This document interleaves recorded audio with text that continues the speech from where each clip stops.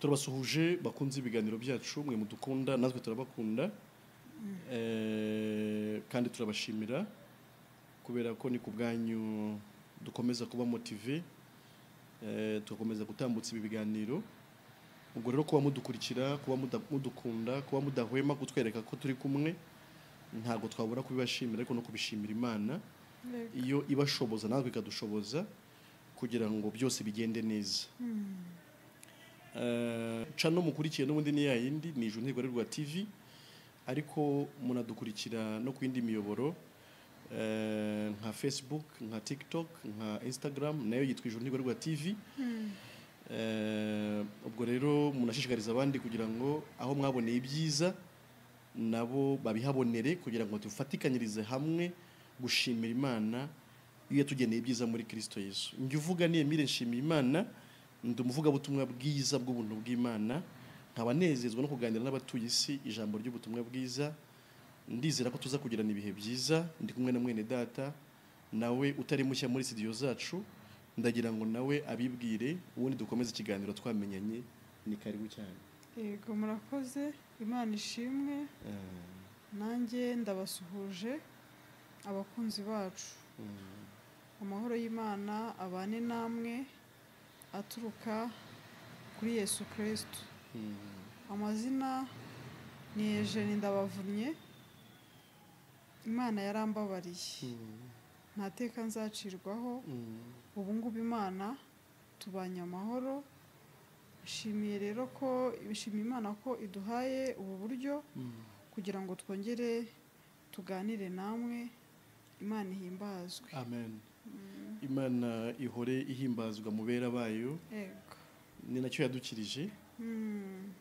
Hari aho ibyanditswe bivuga ngo turi abantu Imana yaronse kugira ngo twamamaze ishimwe rye yaduhamagaye. Amen. Ubwo rero reka mvuge ko kandi tunezezwa no kuba natwe turi mu izo nshingano zo kwamamaza iryo shimwe ry'imirimo itangaje Imana yakoze. Kuko mu by'ukuri ni n'ibyo kuvugwa kuko bigira umumaro. Hari ibyo Pawulo yabwiye Tito ngo ibyo nibyo byiza kubera ko bigira umumaro. Bigira umumaro kubera ko umuntu wumvisha ubutumwa bwiza ntakomeza kuba uwo yari we. Yego. Niba hari ikintu gihindura umuntu agahinduka, ni ukumva no kwizera ijambo ry'ubutumwa bwiza. Yego. Iryo jambo rihindura ubuzima. Niryo jambo rihindura ubuzima. Nibyo disi. Uzi ko hari igihe umuntu atekereza ko yahindura ubuzima ariko abitekereje nyine nkawe. Yego.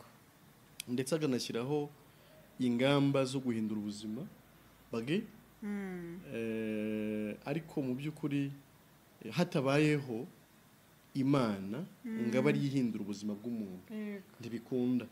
Ntabwo duhakanye ko mu buryo busanzwe dutera imbere tukagira aho tuva naho tujya mu bifatika, ariko turashaka kuvuga ya mibereho y'imbere, kuko burya n'umuntu n'uw'imbere. Turashaka kuvuga ya mahoro, turashaka kuvuga wa munezero, turashaka kuvuga wa mutekano mu mutima, turashaka kuvuga kwa kunyurwa, kwa kwishimira kubaho. Nta handi bishobokera keretse mu Mana honyine.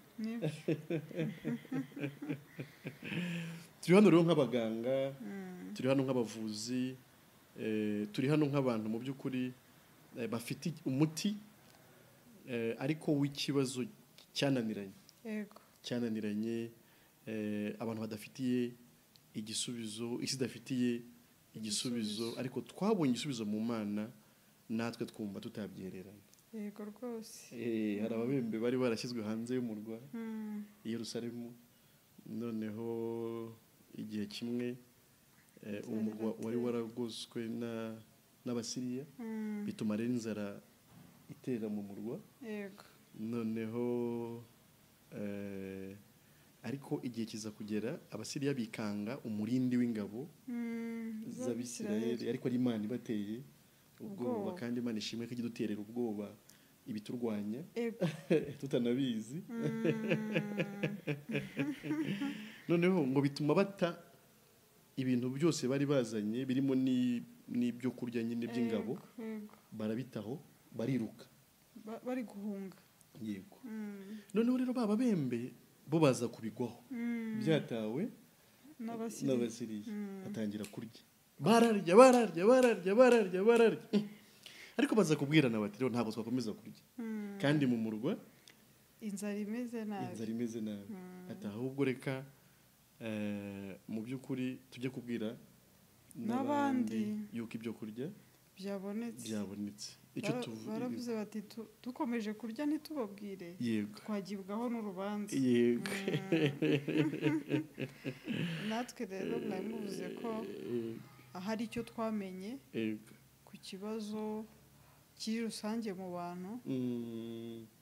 Tumenya amakuru y'uko gikemuka. Natwe tubyihereranye twagibwaho n'urubanza. Urubanza imbere y'uwadukijije akaduha umurimo wo kunga abantu n'Imana, mbese tukaba tutarimo turawukora.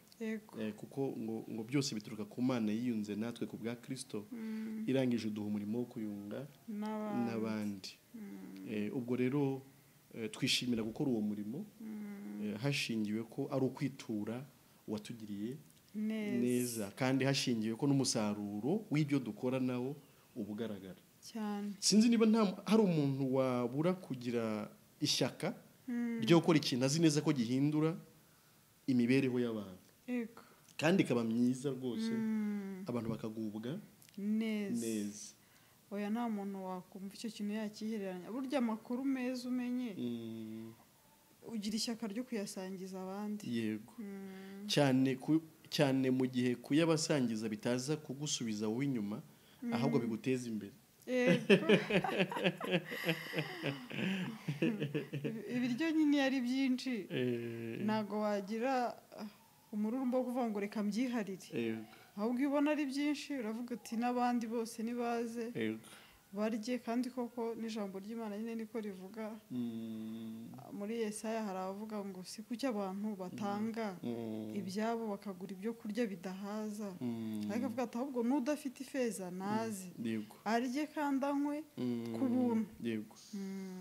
Nibyo uyu munsi turagira ngo tuganire n'abantu ku kijyanye mu by'ukuri no kwiyakira, mbese kubaho umuntu yari yakiriye, yishimiye kubaho kwe, anejejwe n'ubuzima bwe, aticuza ahubwo ashimira Imana.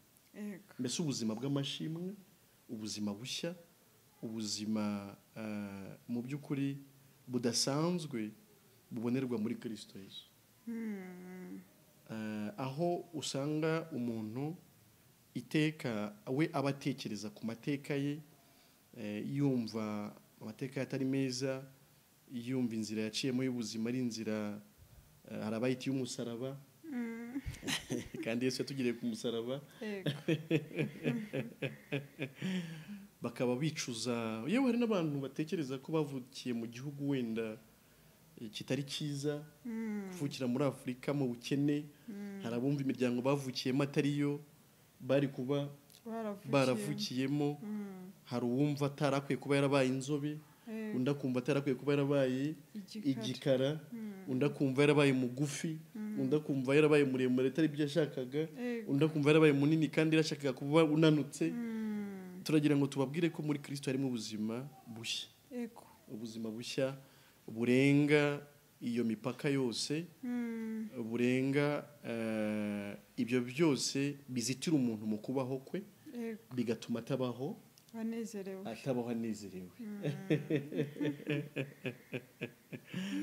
Ni ukuri, ahubwo umuntu akabaho mu mashimwe, yumva uko ari kose anejejwe nako, yumva uko ari kose gukwiriye kandi Imana itaramwibeshyeho, ari umuntu ukwiriye mu gihe gikwiriye, mu mwanya ukwiriye. Ariko wagira ngo ahari igitera umuntu no kutiyakira, buriya ntihazamo no kuba aba yumva atari mu mwanya uwamushyize ku isi yamuteguriye kubamo. Nicyo cya mbere, kuko umuntu ntazi papasi, ntazi intego yo kubaho. Ntabwo azi intego yo kubaho. Umuntu ntabwo azi intego yo kubaho. noneho rero iteka iyo udasobanukiwe intego y'icyo ushaka kugeraho bajya bavuga ngo utazi icyo ashaka atora icyo abonye.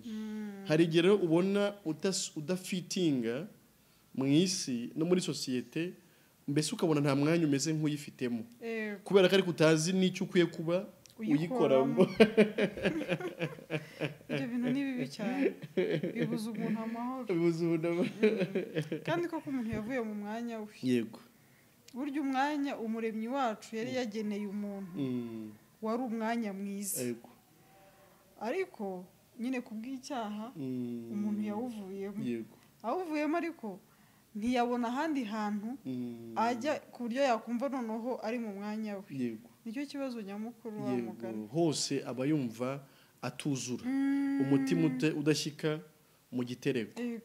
mbese akamera nka bya bindi umubwiriza yavuze ngo igihe kizagera umuntu ngo ajya avuga ngo ntanejejwe nabyo.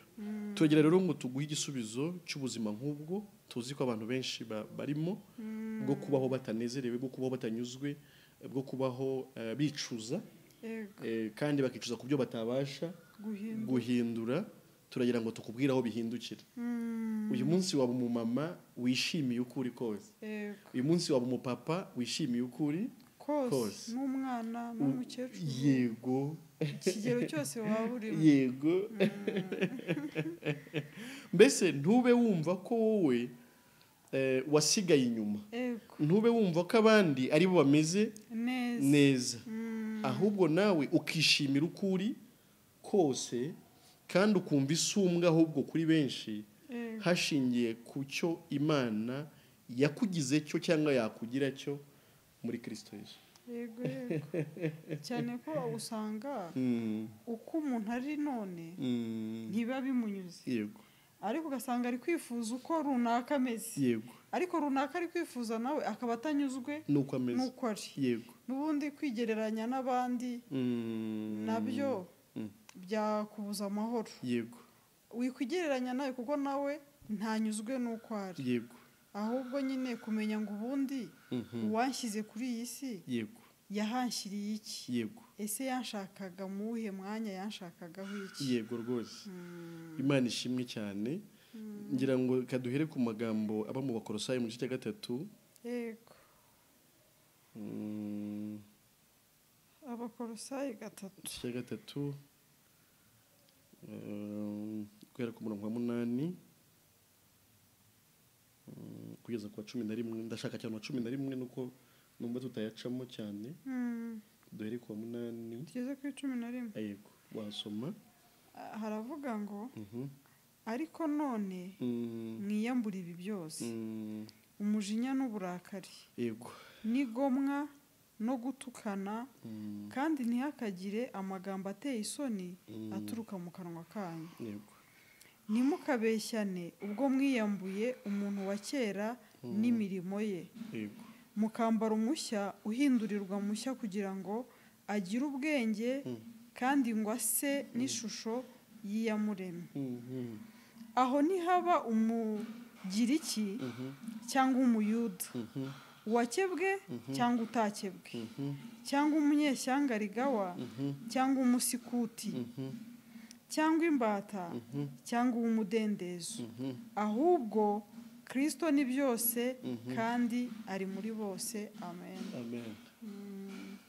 urumva rero hano bari kuvuga abo twabaye bo muri Kristo. Yego, niyo burya ijambo rihugura abera ribabwira ati ntimukagire gutya, ntimukagire gutya, ntimukagire gutya, ntimukagire na gutya, nihashingiwe kubo twabaye bo muri Kristo. amen. niyo mpamvu abantu benshi bakunda kutubwira ati se kuki mutajya mutubwira ku izo mpuguro n'iki, ariko tubikora ku bushake. niba turi kuganira n'abantu ahubwo abenshi batari bamenya uburyo umuntu abicyaremwe gishya muri Kristo, kujya kumubwira iby'impuguro z'abera ni ukumuremerera, ntacyo byamumarira, ni ukumuremerera cyane. ariko ngo twiyambuye umuntu wa kera n'imirimo ye, yego, twambara umushya uhindurirwa mushya kugira ngo agire ubwenge. ubwo umuntu mushya agomeza agenda agwiza ubwenge. ubwo bwenge ni nabwo budufasha kubwiriza ubutumwa bwiza, ariko nawe niyo mpamvu tukuganiriza iteka no kugira ngo ugire ubwo bwenge, kandi ngo ase n'ishusho y'iyamuremye.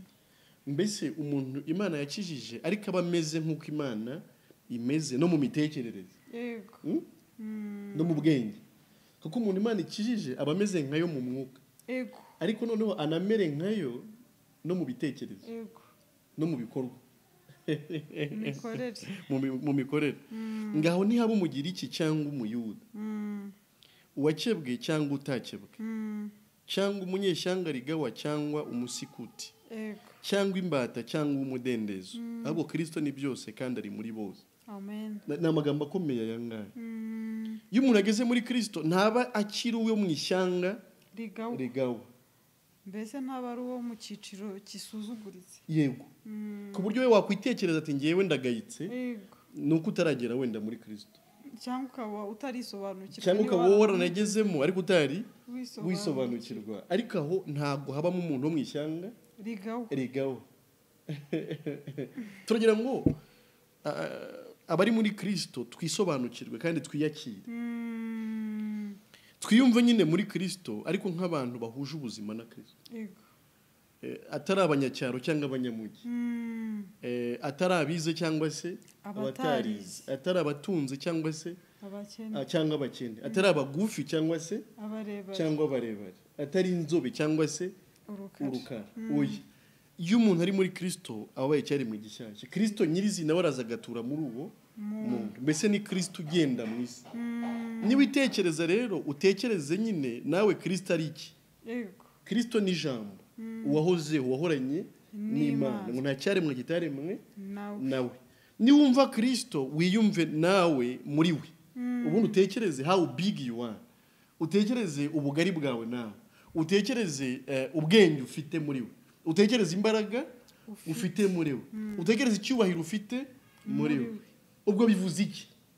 Bivuze ngo uretse no kuba wavuga ngo sintunze iki, ahubwo n'ibyo abandi batunze byose ni ibyawe, hashingiye muri Kristo waremye byose. Nukumva neza. Birakwiye rero ko umuntu uri muri Kristo atitekereza nk'umukene. Nuba umukene si umukire azaba nde kandi ari utungishije benshi, mugani ubwo Pawulo.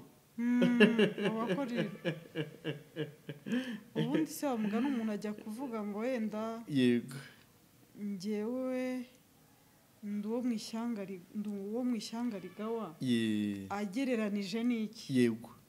Ubundi wamugana umuntu aba agereranije n'iki? Yego. Cyangwa se kuvuga ngo ishusho mfite ngo ntabwo ari nziza. Yego.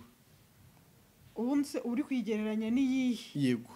Ubundi twakabaye dufite wamugana icyo turi kubigereranya nacyo, ariko hano niba batubwiye ngo umuntu ase n'ishusho y'iyamuremye, ubwo noneho njye navuga ko ishusho yanjye atari nziza, ariko nyigereranije n'iyo wandemye, niba mpamagarirwa kugira ishusho nk'iyi. Yego. Ariko nanone tukabona nk'uko mubivuze, tukabona ibyanditswe bivuga ko Kristo ari we shusho y'Imana. Yego. Kandi ko ari we kurabagirana ku bwiza bwayo. None se ubwo niba ndi muri Kristo, nkaba noneho atari ngewe ukiriho ahubwo ari Kristo, niba koko nsa nk'Imana mu mwuka, ubwo icyo kintu ahubwo nakigezeho. Yego. Nuko ntari nisobanukirwa. Nakigezeho. Ni ukwisobanukirwa gusa. Yego. Niyo mpamvu rero turi kuganira n'abantu, ni ukugira ngo habeho kwisobanukirwa. Mu by'ukuri umuntu uri muri Kristo aba ari mushyashya. Yego. Ntiyongera kwitekereza nka naka wo kwa naka na naka wo kwa naka. Yego. Babakene cyangwa babakire batuye bunyanaka. Oya. Hari n'abajya bavuga ngo nguriya ngo ni kavukire. Oya. Ngo ni umunyamujyi. Undi ngo ni umunyamujyi. Muri Kristo si ibyo ngibyo. Yego. Gakondo yacu ni kumuririmbyi avuga iri mu ijuru ku Mana data. Ariko n'isi nayo ni yacu, hashingiwe ko ni Imana yayiremye, n'ibyo yaremye byose ni ibyacu. Nicyo rero dukwiye kwiyumvamo. Wowe uri muri Kristo we kwitekereza uko utari, we kwitekereza nk'umukene, we kwitekereza nk'umuswa. Biravuga ko Kristo yaduhindukiye ubwenge buva ku Mana. Ariko se si ubwenge kumva ko ibiri mu isi byose ari ibyawe ego si ubwenge se mu bwenge cyane ubundi umuntu azi ko ibye ari ibyo bamwanditseho ariko Imana iri kutubwira ngo ibiri mu isi byose ni ibyacu kuko turi muri uwo kandi uwo niwe waremye byose ku buryo turagira ngo tubwire abantu ngo muhindure imitekerereze no kugira ya mashyari abantu bagirira abandi, abantu baramutse basobanukiye uburyo umuntu aba mushya muri Kristo ntawagirira undi ikibazo cy'ishyari cyahita kirangira kuko wasanga ibyo warwaniraga ubifite ukavuga ati ahubwo Imana ishimwe yabimpaye. Yego nibyo kandi n'icyo uri bukoreshe kuko nubwo twavuze dutyo ko ibiri mu isi byose aba ari ibyacu muri Kristo ariko ubwo n'icyo wakenera gukoresha mu gihe gikwiriye uragihabwa, kiba gihari. Burya umwana ibiri mu rugo byose aba ari ariko siko byose abikoreshereza rimwe. Hari n'ibyo ababyeyi batamwemerera gukoresha hashingiye ku kigero arimo cyangwa n'icyo akwiye gukora, bakabona cya kindi ashaka kitaza kumufasha no mu cyo ababyeyi bumva we yakabaye arimo gukora. Ariko iby'Imana ni iby'abana bayo, nta by'Imana bitari ibyacu. Abari muri Kristo ni abatunzi, abari muri Kristo ni abanyabwenge, abari muri Kristo ni abanyacyubahiro. Habaye abanyacyubahiro benshi ku isi n'ubu bazakomeza kubaho, ariko abo bantu bose barapfa ahabo hakibagirana. Ariko Kristo niwe munyacyubahiro wahozeho, uriho kandi uzakomeza kubaho iteka ryose. Ni nyiribihe, ni Alufa na Omega, ni itangirira akaba n'iherezo. Mu gihe abanyacyubahiro bo kwino si hari n'igihe n'icyubahiro kirekura kihari, ibyo abantu bari bamwubahiye akaba atakibifite, kubahwa kwe kukaba kurarangiye.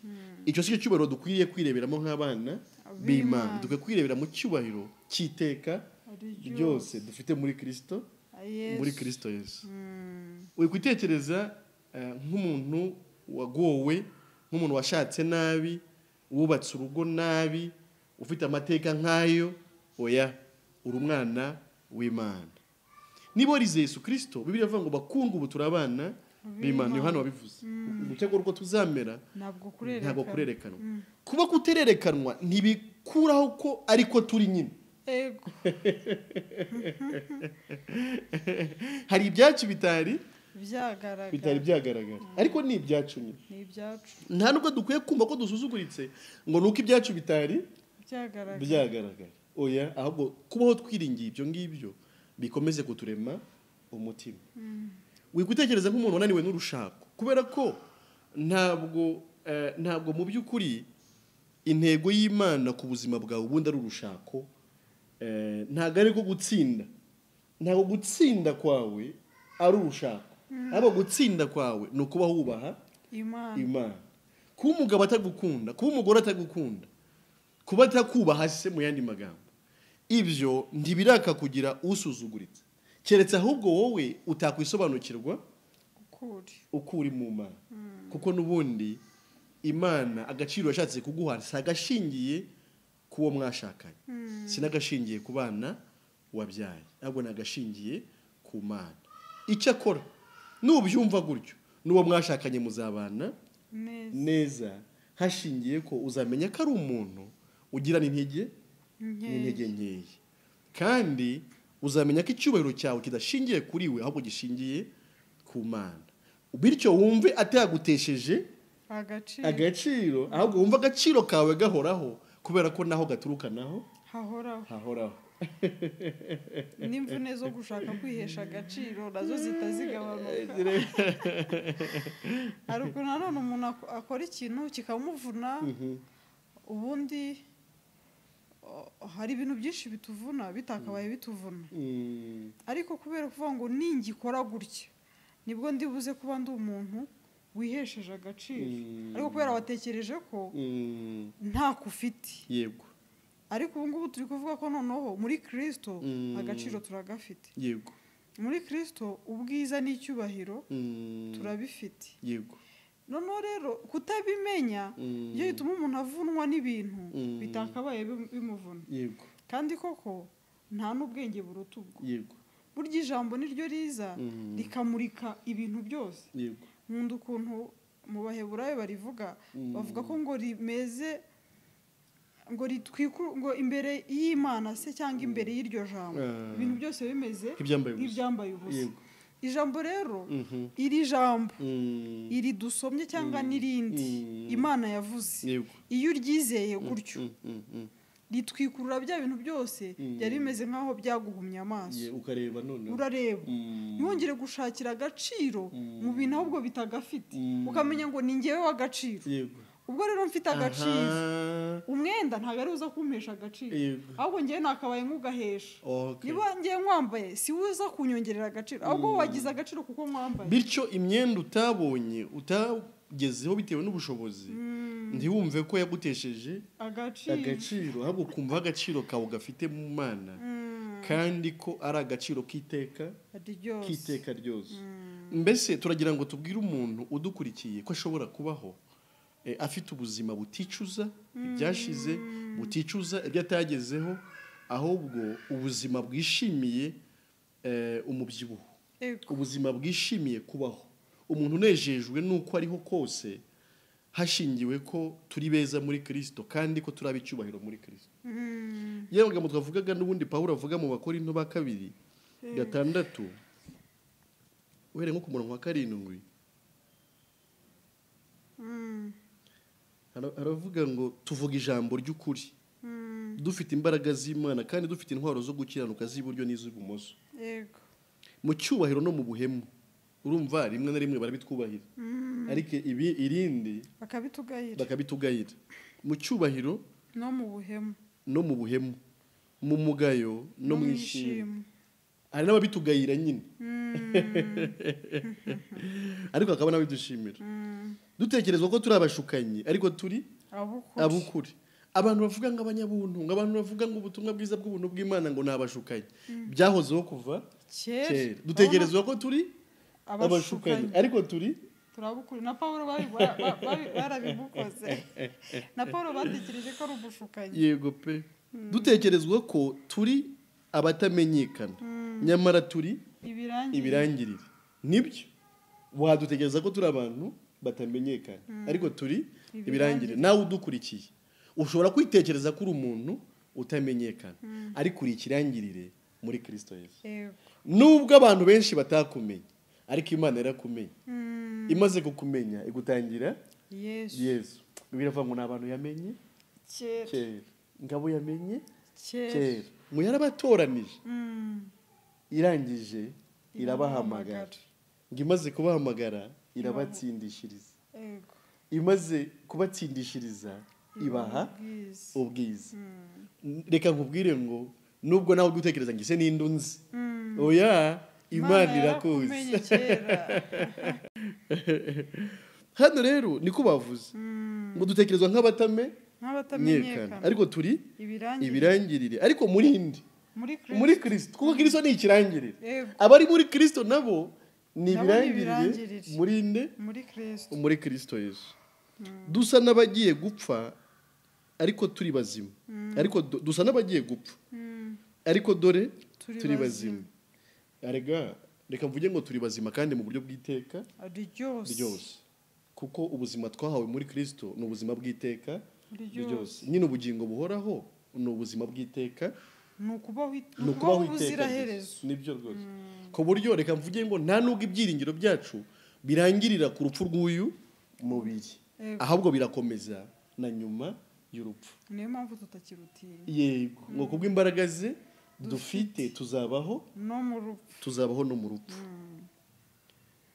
dusa n'abahanwa ariko ntitwicwa ndetse hano reka mvuge ngo turi bazima nubwo wagira ngo no mu buryo busanzwe hari n'igihe umuntu n'ibibazo bimugeraho akumva biramurenze akibwira ko bije no kumugirira nabi akibwira ko bije no kumwica ariko reka mvuge ngo dusa n'abagiye gupfa ariko turi bazima n'ubundi turi bazima kubera ko nta n'ibibazo byatwica nta n'ibyaturenga kandi no mu rupfu tuzabaho, kandi urupfu nirwo ruba hejuru y'ibiteye ubwoba. Dusa n'abahanwa ariko ntitwicwa hashingiye ku mwami wacu. Dusa n'abababara ariko twishima iteka. Turimo turavuga ubuzima budasanzwe.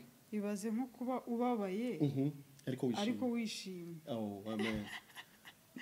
Birashoboka ko wabaho wishimye kandi ukishima iteka wowe udukurikiye, nubwo wajya unyura mu bintu bikubabaza. Yego, wowe kwa kwishima kwawe kukaba kudakorwa. Yego rwose. Ubuzima ni bwiza cyane. Nibyo tongera ngo naho ubuzima bw'ubutsinzi.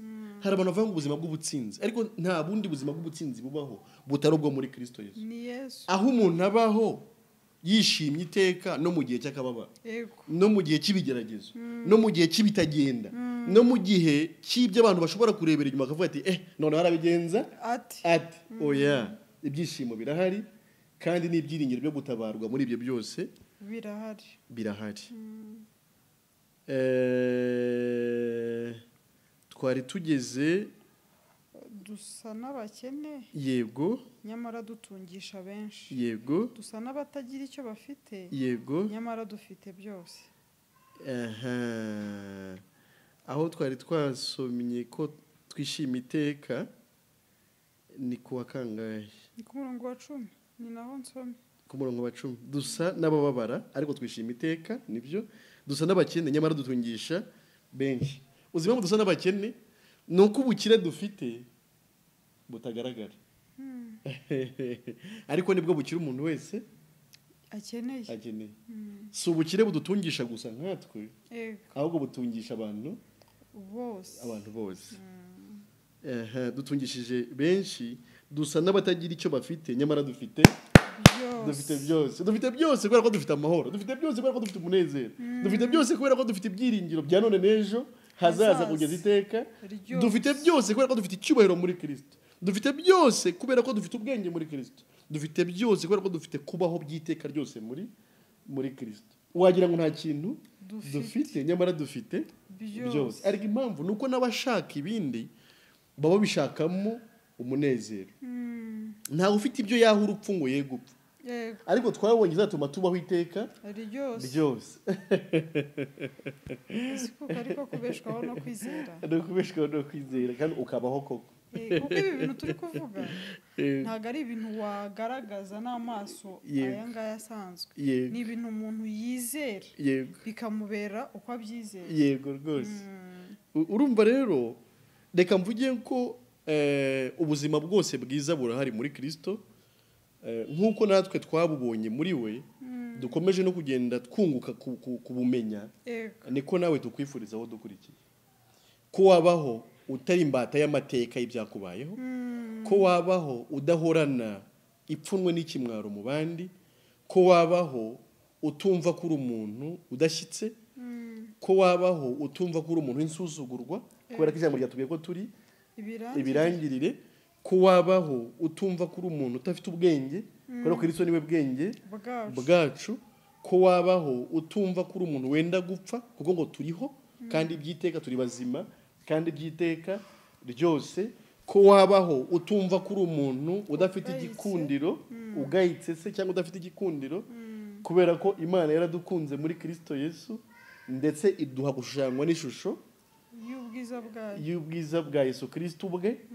Twifuza rero ko wabaho mu buzima bwuzuye, mu buzima bw'ubutsinzi, mu buzima budaheranwa n'agahinda, ahubwo bavuze ngo nanone no mu gahinda no mu mubabaro ngo twishima iteka. No mu gihe haboneka ibimeze nk'ibyakubabaza, ariko hari ubuzima muri Kristo butuma umuntu yishima iteka. Igikomeye rero dukomeza gusobanura ni ukumenya uko umuntu nyine aba muri Kristo, akaba icyaremwe gishya, agakurwaho urubanza rw'ibyaha, akaba yaremewe n'Imana, abanye n'Imana amahoro, kugira ngo abashe no gusingira bwa buzima bw'ubutsinzi. Amateka agahinduka, umuntu agahindurirwa amateka. Umuntu akishima bigakunda muri Yesu, koko birakunda muri Yesu, biremera. Ibyo umuntu aba yarashakishirije hirya no hino, yego, birahari muri Yesu. Impamvu utabibonye ni uko wabishakiye aho bitari. Nibyo rwose. Turashaka kuvuga rero ko nanone ibyo waba ufite byose n'ibyo wagezeho byose mu buzima ukeneye Yesu kugira ngo akubere icyuzuzo, kubera ko byo ntabwo byakuzuza.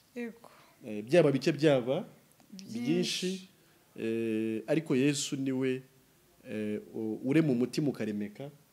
Yesu niwe wuzuza umuntu akuzura.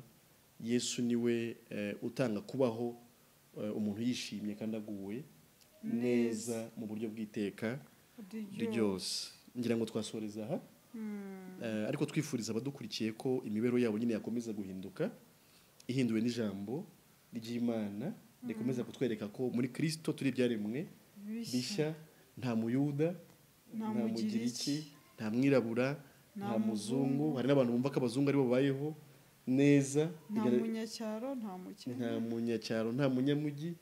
Hari n'abantu nyine batekereza ko abazungu aribo babayeho neza. Ibyo rero bigomba guhinduka, umuntu akumva ko kubaho neza kwe kuri murinde muri Kristo Yesu. Iyo wageze muri Kristo niwe muzungu.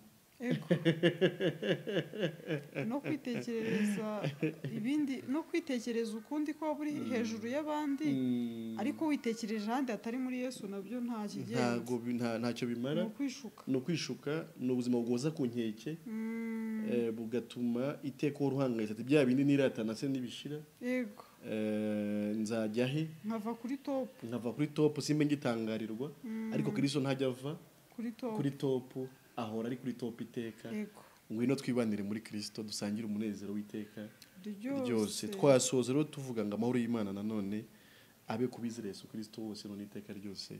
Amen. Amen.